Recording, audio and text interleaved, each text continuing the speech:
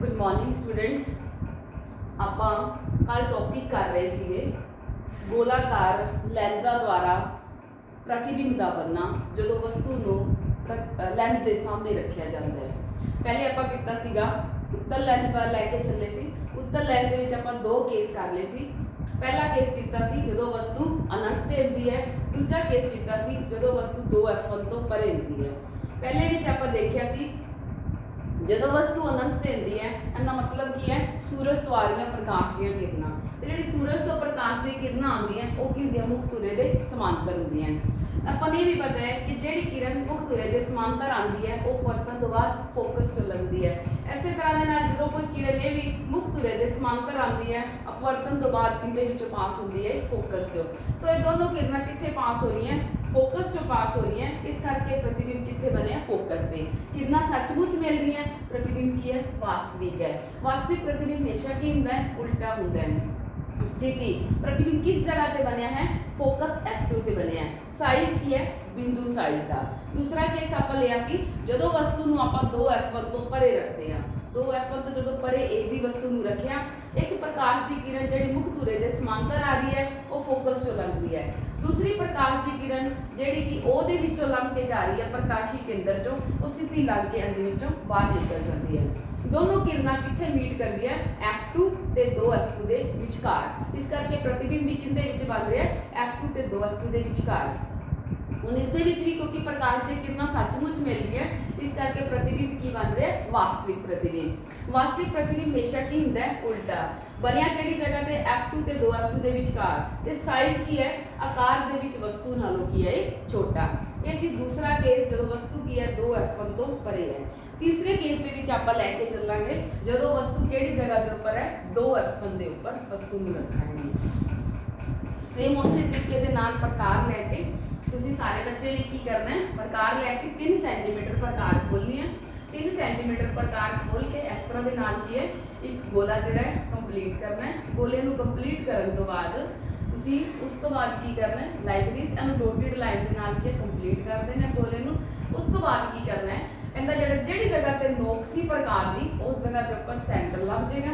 ਜਦੋਂ ਆਪਾਂ ਨੂੰ ਸੈਂਟਰ ਲੱਭ ਜਾਏਗਾ ਉਸ ਤੋਂ ਬਾਅਦ ਕੀ ਕਰਨਾ ਹੈ ਆਪਾਂ ਸਕੇਲ ਦੇ ਨਾਲ ਉਸ ਜਗ੍ਹਾ ਦੇ ਉੱਪਰ ਕੀ ਹੈ ਲਾਈਨ ਖਿੱਚ ਦੇਣੀ ਹੈ। ਲਾਈਨ ਨੂੰ ਕੀ ਆਪਾਂ ਕਰਨਾ ਹੈ ਦੋਨੋਂ ਪਾਸੇ ਵਧਾ ਦੇਣਾ ਇਸ ਤਰ੍ਹਾਂ ਨਾਲ ਲਾਈਕ ਦਿਸ ਦੋਨੋਂ ਪਾਸੇ ਵਧਾ ਕੇ ਉਸੇ ਹੀ ਲਾਈਨ ਦੇ ਉੱਤੇ ਆਪਾਂ ਕਿਸੇ ਵੀ ਜਗ੍ਹਾ ਤੇ ਪ੍ਰਕਾਰ ਨੂੰ ਇਸ ਤਰੀਕੇ ਦੇ ਨਾਲ ਰੱਖਣਾ ਹੈ ਕਿ ਉਹ ਪਹਿਲੇ ਵਾਲੇ ਗੋਲੇ ਨੂੰ ਕੀ ਹੈ ਕੱਟ ਕਰਦਾ ਲਾਈਕ ਇਸ ਤਰ੍ਹਾਂ ਨਾਲ ਕੀ ਹੈ ਉਸ ਜਗ੍ਹਾ ਤੇ ਪ੍ਰਕਾਰ ਨੂੰ ਫਿਕਸ ਰੱਖ ਕੇ ਆਪਾਂ ਫਿਰ ਕੀ ਕਰਨਾ ਹੈ ਇਸ ਤਰ੍ਹਾਂ ਨਾਲ ਗੋਲੇ ਨੂੰ ਕੀ ਕਰਨਾ ਹੈ ਪ੍ਰਕਾਰ ਨਾਲ ਕੰਪਲੀਟ ਕਰਨਾ ਹੈ। ਆਪਾਂ ਨੂੰ ਕੀ ਹੈ ਜਿੱਥੇ ਪ੍ਰਕਾਰ ਦੀ ਨੋਕ ਰੱਖੀ ਸੀ ਉਸ ਜਗ੍ਹਾ ਦੇ ਉੱਪਰ ਕੀ ਆ ਜਾਏਗਾ ਇਸ ਦਾ ਕੇਂਦਰ। ਸੋ ਇਹ ਆ ਜਾਊਗਾ C1 ਜਾਂ ਇਸ ਨੂੰ ਆਪਾਂ ਕੀ ਨਾਮ ਦਿੱਤਾ 2f1 ਇਸ ਨੂੰ ਆਪਾਂ ਕੀ ਕਹਾਂਗੇ 2f2।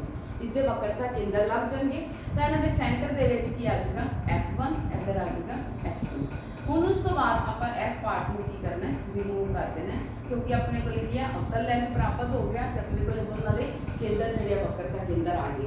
ਤੀਸਰੇ ਕੇਸ ਦੇ ਵਿੱਚ ਆਪਾਂ ਹੁਣ ਵਸਤੂ ਨੂੰ ਕਿਹੜੀ ਜਗ੍ਹਾ ਦੇ ਉੱਪਰ ਰੱਖਾਂਗੇ ਹੁਣ ਆਪਾਂ ਇੱਥੇ ਵਸਤੂ ਨੂੰ ਰੱਖਾਂਗੇ 2f1 ਦੇ ਉੱਪਰ 2f1 ਦੇ ਕਿਉਂਕਿ ਪਹਿਲੇ ਰੱਖੀ ਸੀ 2f1 ਤੋਂ ਪਰੇ ਹੁਣ ਰੱਖਾਂਗੇ ਆਪਾਂ ਵਸਤੂ ਨੂੰ 2f1 ਦੇ। ਇਸ ਤਰ੍ਹਾਂ ਨਾਲ ਵਸਤੂ ਨੂੰ ਰੱਖਾਂਗੇ ਇਸ ਤਰ੍ਹਾਂ ਤੀਰ ਦਾ ਨਿਸ਼ਾਨ ਲਗਾਵਾਂਗੇ A B ਵਸਤੂ ਹੈ।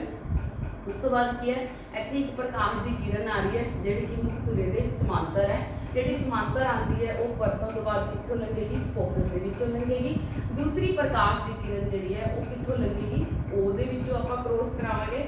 ਜਦੋਂ ਆਪਾਂ ਇਸ ਨੂੰ ਉਹਦੇ ਵਿੱਚੋਂ ਕ੍ਰੋਸ ਕਰਾਵਾਂਗੇ ਉਹ ਇਸ ਤਰ੍ਹਾਂ ਦੇ ਨਾਲ ਲੰਘ ਕੇ ਜਾਏਗੀ ਤਾਂ ਇਹਦਾ ਪ੍ਰਤੀਬਿੰਬ ਕਿੱਥੇ ਬਣ ਗਿਆ 2f2 ਦੇ ਉੱਪਰ ਬਣ ਗਿਆ ਲਾਈਕ ਇਸ ਤਰ੍ਹਾਂ ਨਾਲ ਇਸਦਾ ਪ੍ਰਤੀਬਿੰਬ ਇਹ ਬਣ ਗਿਆ A' B'। ਸੋ ਜਦੋਂ ਵਸਤੂ ਨੂੰ ਆਪਾਂ 2f1 ਦੇ ਉੱਪਰ ਰੱਖਿਆ ਤਾਂ ਇਸ ਦਾ ਪ੍ਰਤੀਬਿੰਬ ਕਿੱਥੇ ਬਣਿਆ 2f2 ਦੇ ਉੱਪਰ ਬਣਿਆ। ਹੁਣ ਦੇਖੋ ਕਿਉਂਕਿ ਪ੍ਰਕਾਸ਼ ਦੀ ਪਹਿਲੀ ਕਿਰਨ ਜਿਹੜੀ ਕਿ ਮੁੱਖ ਧੁਰੇ ਦੇ ਸਮਾਂਤਰ ਆਈ ਸੀ ਉਹ ਫੋਕਸ ਤੋਂ ਲੰਘ ਗਈ। ਦੂਜੀ ਜਿਹੜੀ ਉਹ ਚ ਲੰਘੀ ਸੀ ਉਹ ਸਿੱਧੀ ਲੰਘ ਗਈ ਤੇ ਇਸ ਜਗ੍ਹਾ ਦੇ ਉੱਪਰ ਕਿਉਂਕਿ ਕਿਰਨਾਂ ਸੱਚਮੁੱਚ ਮਿਲ ਰਹੀਆਂ ਇਸ ਕਰਕੇ ਪ੍ਰਤੀਬਿੰਬ ਕੀ ਬਣ ਰਿਹਾ ਵਾਸਤਵਿਕ। ਵਾਸਤਵਿਕ ਪ੍ਰਤੀਬਿੰਬ ਹਮੇਸ਼ਾ ਕੀ ਹੁੰਦਾ ਹੈ ਉਲਟਾ। ਕਿਹੜੀ ਜਗ੍ਹਾ ਤੇ ਬਣਿਆ 2f2 ਦੇ ਉੱਪਰ ਬਣਿਆ। ਸਾਈਜ਼ ਕੀ ਹੈ ਜਿੰਨਾ ਵਸਤੂ ਦਾ ਸਾਈਜ਼ ਹੈ ਉਨਾ ਹੀ ਪ੍ਰਤੀਬਿੰਬ ਦਾ ਸਾਈਜ਼ ਹੈ। ਜਦੋਂ ਸੇਮ ਪੋਜੀਸ਼ਨ ਹੋ ਜਾਂਦੀ ਹੈ ਦੋਨਾਂ ਦੀ ਇਹਦਾ ਮਤਲਬ ਕੀ ਹੈ ਕਿਉਂਕਿ ਆਹ ਦੂਰੀ ਤੇ ਆਹ ਦੂਰੀ ਲੈਂਸ ਤੋਂ ਬਰਾਬਰ ਹੈ। ਜਦੋਂ ਇੱਧਰ ਵਸਤੂ 2f1 ਤੇ ਹੈ ਤਾਂ ਉਹਦਾ ਪ੍ਰਤੀਬਿੰਬ 2f2 ਤੇ ਬਣ ਰਿਹਾ ਹੈ। दोनों सेम पोजीशन के ऊपर दोनों पासे बन रहे हैं। ਇਹਦਾ मतलब मतलब दोनों के प्रतिबिंब के साइज भी की है बराबर है। नैक्सट केस आप लैके चलते हैं जो वस्तु की है 2F1 ते F1 के विचकार होती है। नैक्सट में जो वस्तु की होंगी है 2F1 ते F1 के विचकार होती है। सेम उस तरीके के नाल की है 3 सेंटीमीटर की प्रकार खोलेंगे, प्रकार को खोल के आप की करेंगे सेम उस तरीके के नाल की है एक गोला जो है उसको वावांगे, गोला टाइप मतलब वा देंगे इसमें लाइक दिस। जिस जगह के उपर प्रकार की नोक आती है इसको कंप्लीट करने के बाद वो अपने को की लग जाएगा, केंद्र लग जाएगा। हुण इस केंद्र तो आप की करांगे एक लाइन खिंचांगे, लाइन खिंचण तो बाद उस लाइन को दोनों पासे सेम उस तरीके नाल बता देंगे। लाइन को बढ़ाने तो बाद की करांगे उस ही लाइन के उपर की आप प्रकार को ऐसी जगह पे रखांगे, सेम उन्नी प्रकार खोल के रखनी है तो पहले वाले गोले को कट करेगी इस तरह लाइक दिस कट कर दे जाएगी। कट करके फिर उस बाद उस गोले में आप दोनों पास की करते हैं कंप्लीट करते हैं लाइक दिस। जिवें ये पहले वाला गोला सीगा इस तरह नाल ते गोले में किया कट करके इधर आप गोले में कंप्लीट करता। जो आप गोले में कंप्लीट किया साइज दोनों का आप लगभग की लेना बराबर लेना इस तरह। इन्हों का केंद्र जिथे प्रकार रखी है उत्थे अपने को की आ जाएगा 2F1, इधर आ जाएगा अपने को 2F2, इन बिटवीन की आ जाएगा F2 ते F1 आ जाएगी। हुण आप वस्तु में की करना है क्योंकि अपने को केंद्र लग गए, आप इस पार्ट में की करना है रिमूव कर देना है लाइक दिस। हुण आप वस्तु को किहड़ी जगह के उपर रखना है 2F1 ते F1 के विचकार रखांगे। उवें पहले आप की करांगे एक आप काल्पनिक लाइन खिंच लांगे, ये इत्थे प्रकाशी केंद्र ले लांगे, वस्तु को 2F1 ते F1 के विचकार लाइक दिस इस तरह नाल रखांगे। A B वस्तु है, इस वस्तु तो पहली प्रकार की की लवांगे आप मुख धुरे के समांतर लवांगे। जी मुख धुरे के समांतर आती है वो कितों लंघेगी, वो लंघ के जाएगी फोकस के विचों लंघेगी।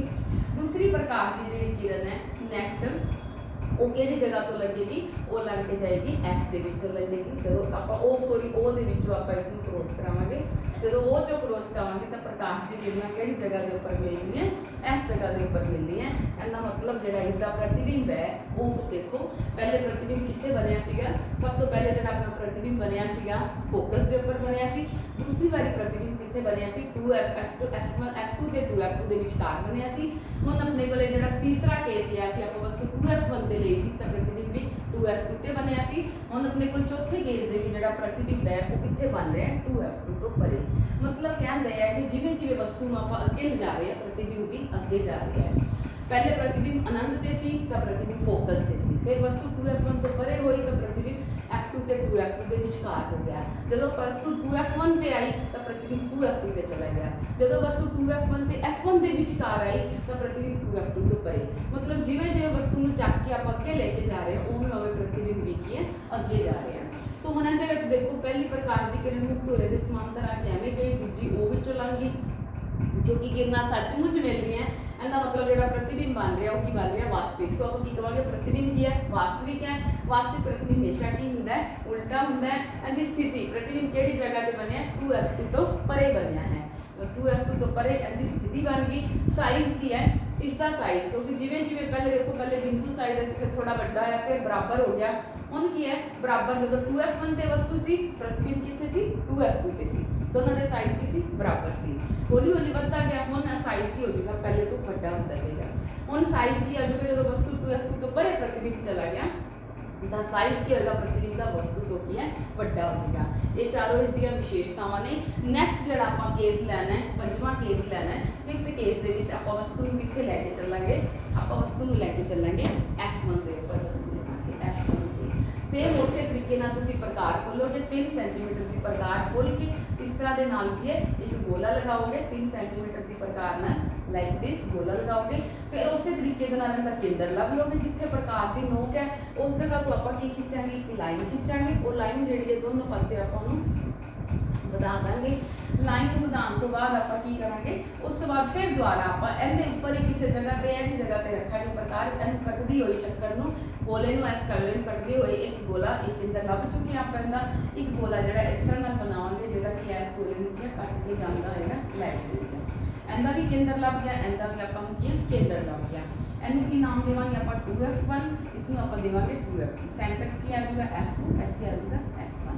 ठीक है। उस तो बाद आप इत्थे उवें एक लाइन खिंचांगे एक ही बन जाएगा प्रकाशी केंद्र। इस हिस्से में आप हुण की कर देंगे रिमूव कर देंगे लाइक दिस। हुण इसनूं ਕਰਨ ਤੋਂ ਬਾਅਦ ਦੇਖੋ ਤੁਸੀਂ ਆਪਾਂ ਵਸਤੂ ਨੂੰ ਕਿਹੜੀ ਜਗ੍ਹਾ ਦੇ ਉੱਪਰ ਰੱਖਣਾ ਹੈ, F1 ਦੇ ਉੱਪਰ ਰੱਖਣਾ ਹੈ। F1 ਦੇ ਉੱਪਰ ਵਸਤੂ ਨੂੰ ਆਪਾਂ ਇਸ ਤਰ੍ਹਾਂ ਨਾਲ ਰੱਖਾਂਗੇ, A B ਵਸਤੂ F1 ਤੇ ਰੱਖੀ। ਪਹਿਲੀ ਪ੍ਰਕਾਸ਼ ਦੀ ਕਿਰਨ ਆਪਾਂ ਕੀ ਲਵਾਂਗੇ, ਮੁੱਖ ਧੁਰੇ ਦੇ ਸਮਾਂਤਰ ਲਵਾਂਗੇ। ਜਿਹੜੀ ਕਿ ਮੁੱਖ ਧੁਰੇ ਦੇ ਸਮਾਂਤਰ ਹੈ ਉਹ ਕੀ ਹੈ, ਅਪਵਰਤਨ ਤੋਂ ਬਾਅਦ ਕਿੰਦੇ ਵਿੱਚੋਂ ਕ੍ਰੋਸ ਹੋਏਗੀ, ਆਪਾਂ ਨੂੰ ਪਤਾ ਹੈ as according to the rule ਦੇ ਅਕੋਰਡਿੰਗ ਕੀ ਹੈ, ਇਹ ਕੀ ਹੈ ਫੋਕਸ ਦੇ ਵਿੱਚੋਂ ਕ੍ਰੋਸ ਕਰੇਗੀ।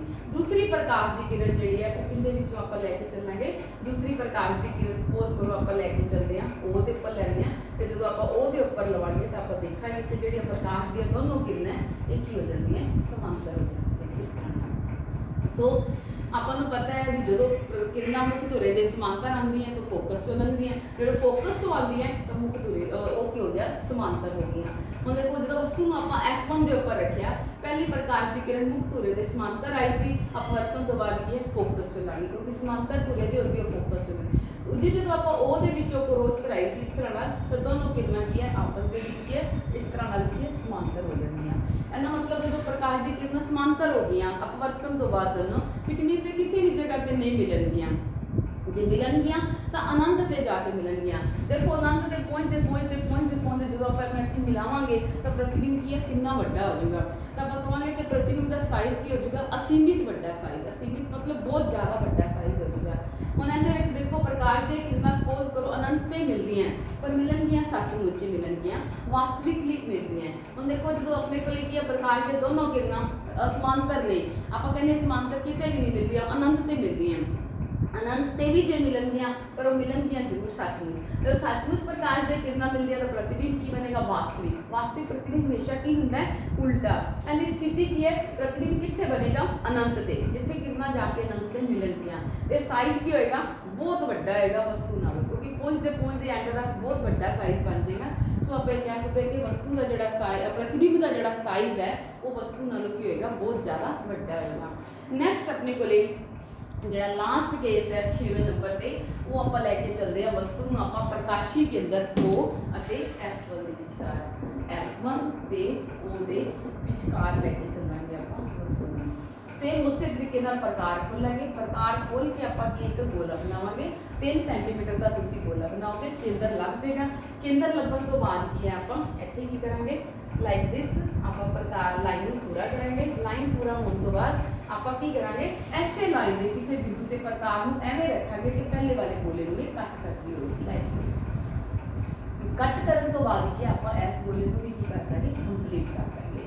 ਜਦੋਂ ਆਪਣੇ ਕੋਲ ਇਹ ਗੋਲਾ ਕੰਪਲੀਟ ਹੋ ਜਾਏਗਾ, ਉਸ ਤੋਂ ਬਾਅਦ ਆਪਾਂ ਨੂੰ ਪਤਾ ਜਿੱਥੇ ਜਿੱਥੇ ਪ੍ਰਕਾਰ ਰੱਖੀ ਸੀ ਉੱਥੇ ਉੱਥੇ ਦੇ ਕੇਂਦਰ ਲਾਉਂਦੇ। ਪਹਿਲੇ ਕੇਂਦਰ ਨੂੰ ਕੀ ਨਾਮ ਦਿੱਤਾ, 2F1, ਦੂਸਰੇ ਕੇਂਦਰ ਨੂੰ ਆਪਾਂ ਕੀ ਨਾਮ ਦਿੱਤਾ, 2F2, ਐਂਡ ਇਹ ਸੈਂਟਰਲ ਪੁਆਇੰਟ F1 ਇੱਧਰ ਆ ਜਾਏਗਾ F2।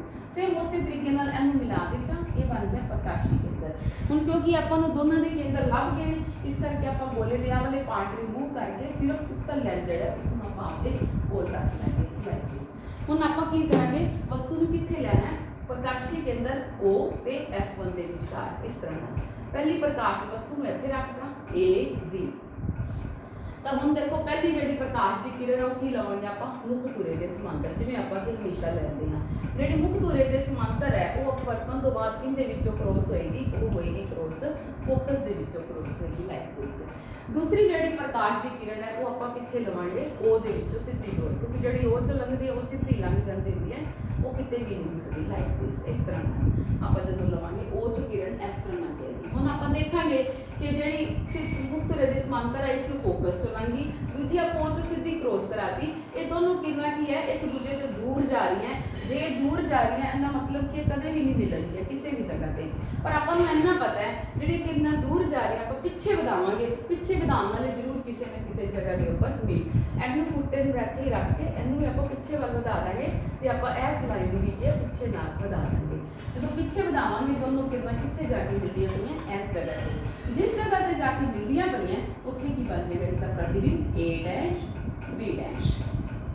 ਦੇਖੋ ਤੁਸੀਂ ਇਹ ਵਸਤੂ ਸੀ AB, ਇਸ ਦਾ ਪ੍ਰਤੀਬਿੰਬ ਬਣ ਗਿਆ A' B'। ਇਸ ਕੇਸ ਦੇ ਵਿੱਚ ਦੇਖੋ ਜਿਹੜੀ ਆਪਾਂ ਦੋ ਕਿਰਨਾਂ ਲਈਆਂ ਸੀ, ਇੱਕ ਕਿਰਨ ਇਹ ਵਾਲੀ, ਇੱਕ ਇਹ ਅਪਵਰਤਨ ਤੋਂ ਬਾਅਦ ਇੱਕ ਦੂਜੇ ਤੋਂ ਦੂਰ ਜਾ ਰਹੀਆਂ, ਇਹ ਕਿਤੇ ਵੀ ਸੱਚਮੁੱਚ ਨਹੀਂ ਮਿਲਦੀਆਂ, ਪਰ ਆਪਾਂ ਇਹਨਾਂ ਨੂੰ ਜਦੋਂ ਪਿੱਛੇ ਵਧਾਉਂਦੇ ਹਾਂ ਉਦੋਂ ਇਹ ਮਿਲਦੀਆਂ ਪ੍ਰਤੀਤ ਹੁੰਦੀਆਂ।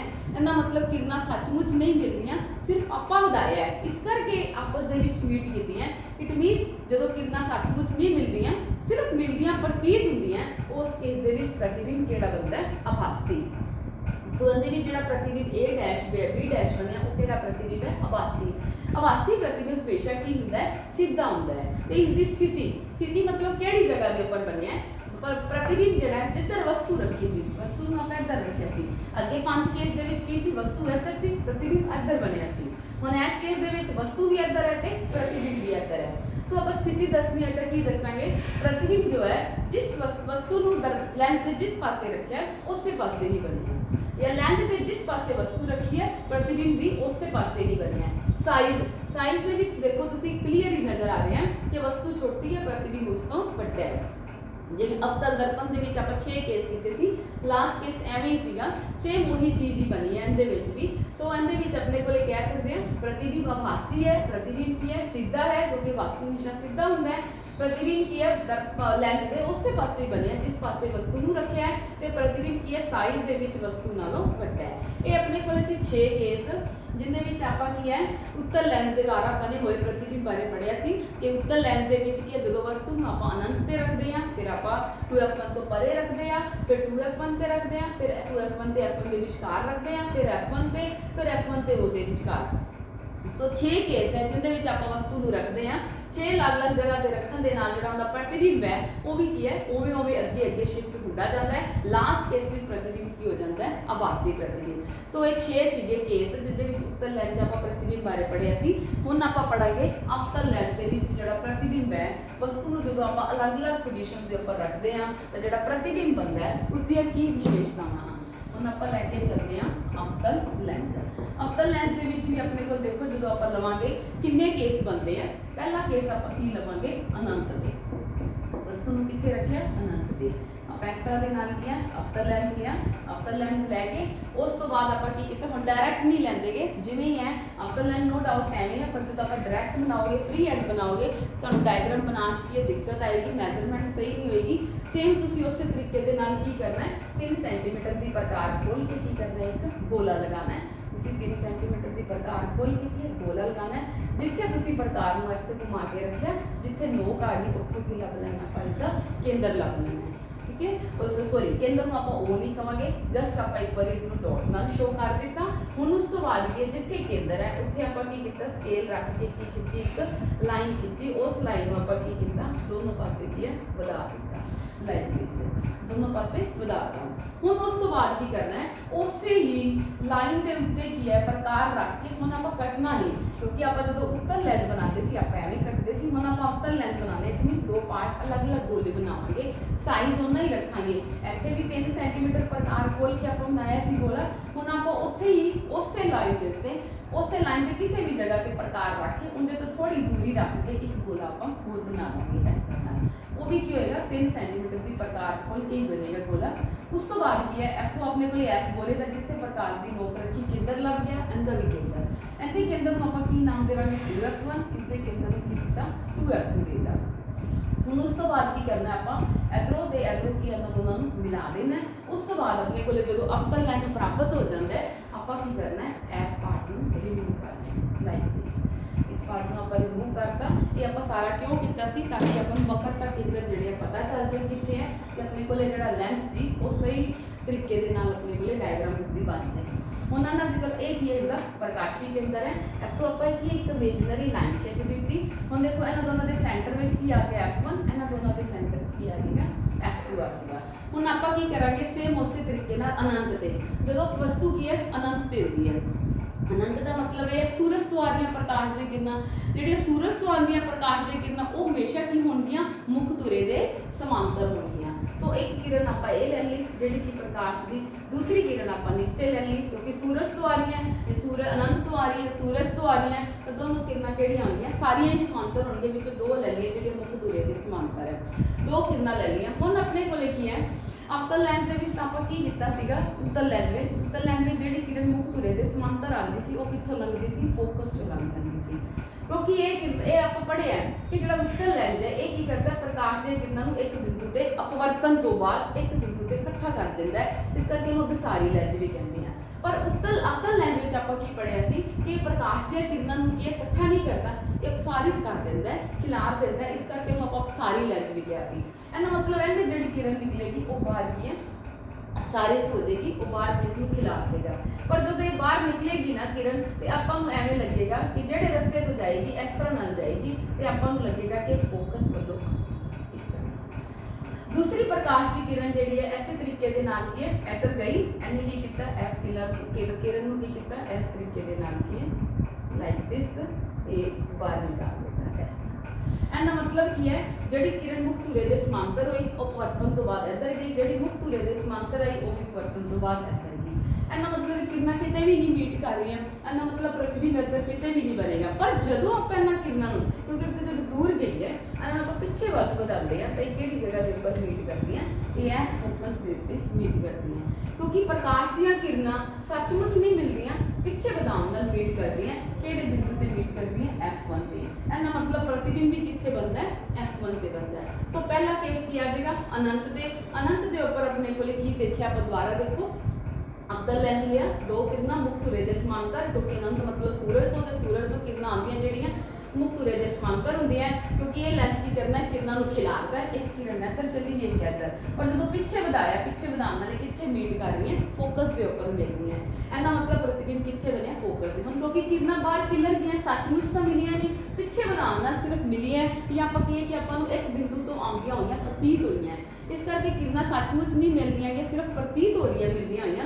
ਪ੍ਰਤੀਬਿੰਬ ਕੀ ਬਣ ਰਿਹਾ, ਆਭਾਸੀ ਪ੍ਰਤੀਬਿੰਬ ਹਮੇਸ਼ਾ ਕੀ ਹੁੰਦਾ ਹੈ, ਸਿੱਧਾ ਹੁੰਦਾ ਹੈ। ਤੇ ਸਥਿਤੀ ਪ੍ਰਤੀਬਿੰਬ ਕਿੱਥੇ ਬਣਿਆ ਹੈ, ਪ੍ਰਤੀਬਿੰਬ ਫੋਕਸ F1 ਦੇ ਉੱਪਰ ਬਣਿਆ ਹੈ। ਤੇ ਚੌਥੇ ਨੰਬਰ ਤੇ ਸਾਈਜ਼ ਕੀ ਹੈ, ਇਹ ਬਿੰਦੂ ਸਾਈਜ਼ ਦਾ ਹੈ।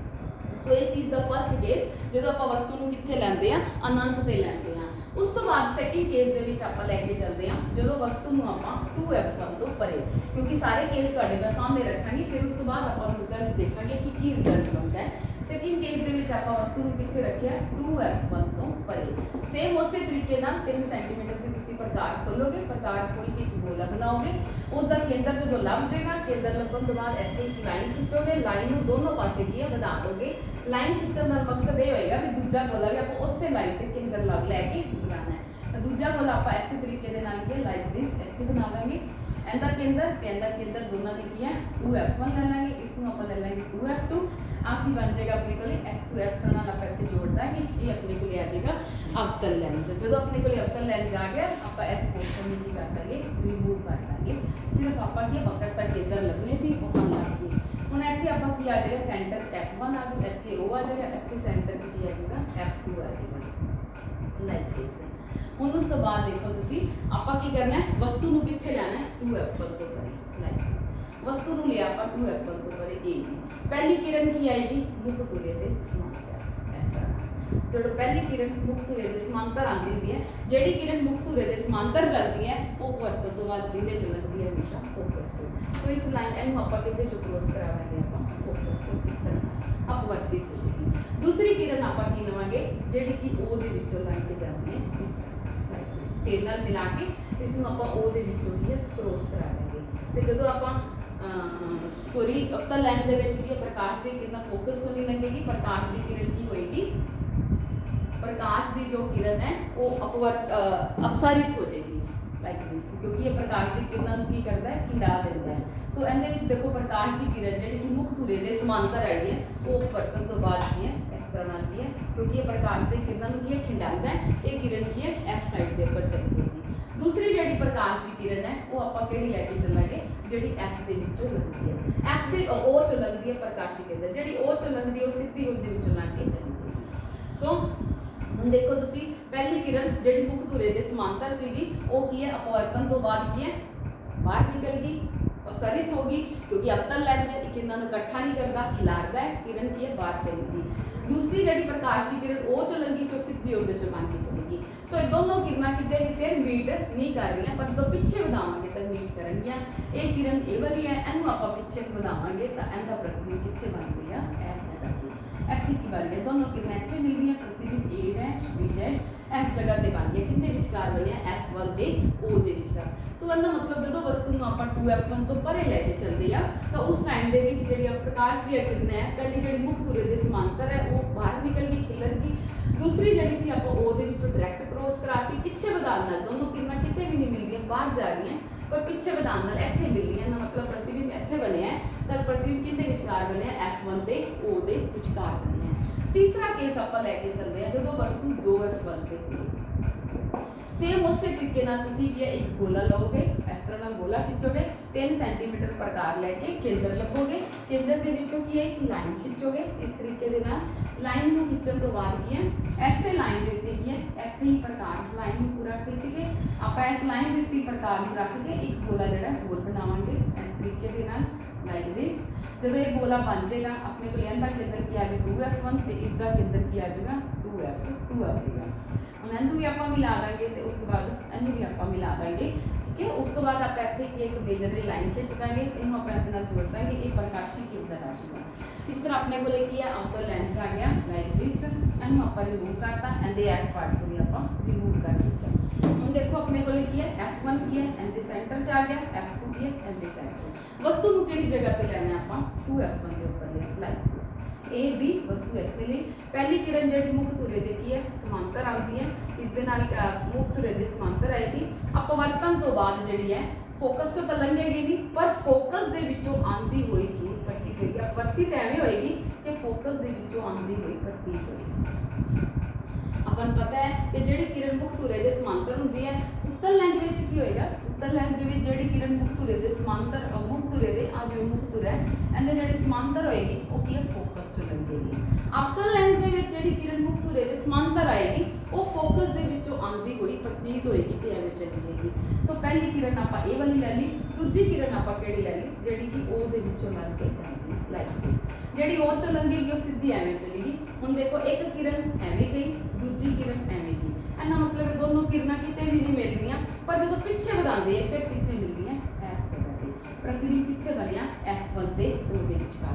ਹੁਣ ਦੁਬਾਰਾ ਤੁਸੀਂ ਦੇਖੋ ਕਿ ਆਪਾਂ ਪਹਿਲੇ ਵਸਤੂ ਨੂੰ 2f1 ਤੋਂ ਪਰੇ ਰੱਖਿਆ ਸੀ ਤਾਂ ਵੀ ਪ੍ਰਤੀਬਿੰਬ f1 ਤੇ O ਦੇ ਵਿਚਕਾਰ ਬਣਿਆ। ਜਦੋਂ ਵਸਤੂ ਨੂੰ ਆਪਾਂ 2f1 ਤੇ ਰੱਖਿਆ ਪ੍ਰਤੀਬਿੰਬ ਫਿਰ ਵੀ ਕਿੱਥੇ ਬਣਿਆ f1 ਤੇ O ਦੇ ਵਿਚਕਾਰ। ਜਦੋਂ ਆਪਾਂ ਵਸਤੂ ਨੂੰ ਨੈਕਸਟ 2f1 ਤੇ f1 ਦੇ ਵਿਚਕਾਰ ਰੱਖਾਂਗੇ ਤਾਂ ਵੀ ਪ੍ਰਤੀਬਿੰਬ ਕਿੱਥੇ ਬਣੇਗਾ f1 ਤੇ O ਦੇ ਵਿਚਕਾਰ। ਜਦੋਂ ਵਸਤੂ ਨੂੰ ਆਪਾਂ f1 ਤੇ ਲੈ ਕੇ ਜਾਵਾਂਗੇ ਫਿਰ ਵੀ ਪ੍ਰਤੀਬਿੰਬ ਕਿੱਥੇ ਬਣੇਗਾ f1 ਤੇ O ਦੇ ਵਿਚਕਾਰ। ਜਦੋਂ ਵਸਤੂ ਨੂੰ ਆਪਾਂ ਇਹਦਾ ਮਤਲਬ ਜਿਵੇਂ ਜਿਵੇਂ ਆਪਾਂ ਉਹਦੀ ਪੋਜੀਸ਼ਨ ਬਦਲੀ ਜਾਵਾਂਗੇ ਉਵੇਂ ਉਵੇਂ ਦਾ ਪ੍ਰਤੀਬਿੰਬ ਵੀ ਕਿੱਥੇ ਬਣਦਾ ਹੈ, ਹਮੇਸ਼ਾ ਕਿੱਥੇ ਬਣਦਾ ਹੈ f1 ਤੇ O ਦੇ ਵਿਚਕਾਰ। ਆਪਾਂ 6 ਕੇਸ ਲੈ ਕੇ ਚੱਲੇ ਸੀ। ਜਦੋਂ ਆਪਾਂ ਪਹਿਲਾ ਕੇਸ ਲਿਆ ਸੀ ਵਸਤੂ ਨੂੰ ਅਨੰਤ ਤੇ ਰੱਖਿਆ ਸੀ ਉਦੋਂ ਇਹਦਾ ਪ੍ਰਤੀਬਿੰਬ ਕਿੱਥੇ ਬਣਿਆ ਸੀਗਾ f1 ਤੇ ਬਣਿਆ ਸੀ। ਬਾਕੀ ਕੇਸ ਦੇ ਵਿੱਚ ਦੇਖੋ ਵਸਤੂ ਨੂੰ 2f1 ਤੋਂ ਚਾਹੇ ਪਰੇ ਰੱਖ ਦਿਓ, ਚਾਹੇ ਵਸਤੂ ਨੂੰ 2f1 ਤੇ ਰੱਖ ਦਿਓ, ਚਾਹੇ 2f1 ਤੇ f1 ਦੇ ਵਿਚਕਾਰ। ਅੱਗੋਂ ਜੇ ਮੰਨ ਲਓ ਆਪਾਂ ਅਗਲਾ ਕੇਸ ਵੀ ਲੈਂਦੇ ਆ ਵਸਤੂ ਨੂੰ 2f1 ਤੇ f1 ਦੇ ਵਿਚਕਾਰ ਵੀ ਰੱਖਦੇ ਆ, f1 ਤੇ ਵੀ ਰੱਖਦੇ ਆ, f1 ਤੇ O ਦੇ ਵਿਚਕਾਰ ਵੀ ਰੱਖਦੇ ਆ। ਬਾਕੀ ਸਾਰੀਆਂ 5 ਪੋਜੀਸ਼ਨਾਂ ਆਪਾਂ ਬਦਲ ਕੇ ਦੇਖਾਂਗੇ ਤਾਂ ਹਰ ਵਾਰੀ ਪ੍ਰਤੀਬਿੰਬ ਕਿੱਥੇ ਬਣੇਗਾ f1 ਤੇ O ਦੇ ਵਿਚਕਾਰ। ਸੋ ਜੇ 6 ਪੁਆਇੰਟਾਂ ਨੂੰ ਆਪਾਂ ਕਲੱਬ ਕਰਦੇ ਆ ਤਾਂ ਆਪਣੇ ਕੋਲੇ ਦੋ ਤਰ੍ਹਾਂ ਦੇ ਪ੍ਰਤੀਬਿੰਬ ਆਏ। ਕਿਹੜੇ ਕਿਹੜੇ? ਇੱਕ ਜਦੋਂ ਵਸਤੂ ਅਨੰਤ ਤੇ ਸੀ ਤਾਂ ਪ੍ਰਤੀਬਿੰਬ ਕਿੱਥੇ ਬਣਿਆ ਸੀ ਫੋਕਸ ਤੇ।